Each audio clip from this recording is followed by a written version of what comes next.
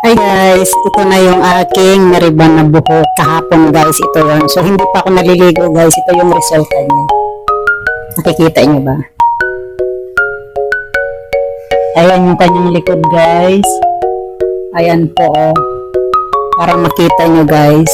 Tingnan niyo guys kung gaano siya kaganda yung aking ginawa.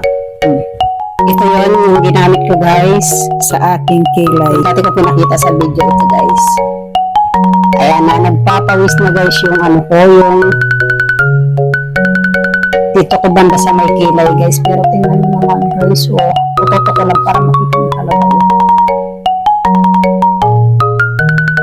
Legit na legit to guys na waterproof talaga siya kasi kahit papawisan ka talaga guys, kahit ganyan mo yung mukha mo kasi minsan nakakalimutan kung ginaganyan ko yung mukha ko o andyan pa rin guys o